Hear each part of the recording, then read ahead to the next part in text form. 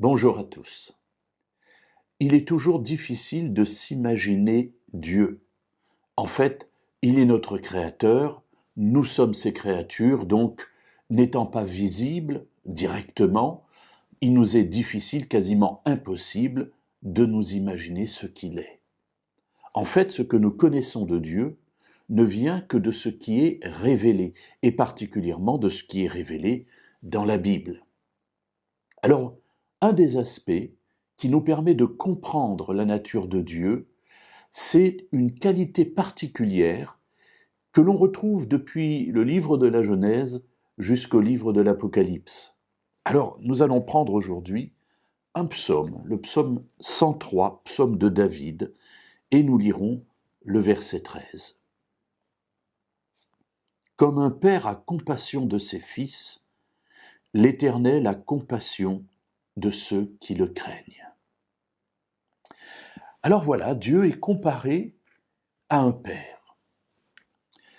Alors, avec un sentiment particulier sur lequel le psalmiste David insiste, la compassion pour ses fils, pour ses enfants.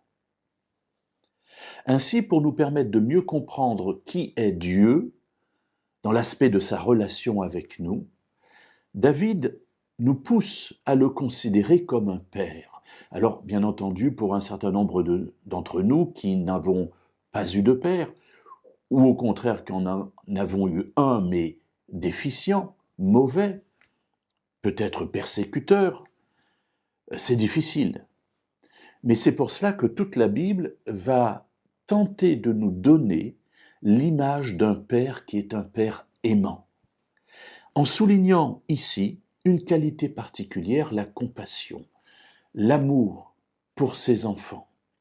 Ce terme ici employé, un terme que nous avons déjà vu de multiples reprises dans nos méditations, c'est celui qui touche aux entrailles, au particulier à l'utérus, c'est-à-dire à la femme qui porte dans son sein l'enfant, qui va le mettre au monde et avec lequel elle va avoir une relation extrêmement forte de filiation, c'est elle qui l'a mise au monde.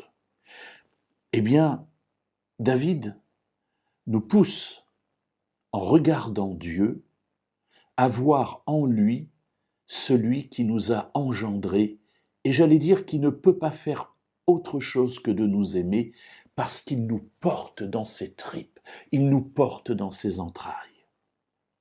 Alors demain, nous verrons quelle conclusion peut-être en tirer. Mais pour aujourd'hui, essayons de nous imaginer ce Dieu comme quelqu'un qui est constamment soucieux de nous, de notre bonheur, de notre paix, parce qu'il nous aime.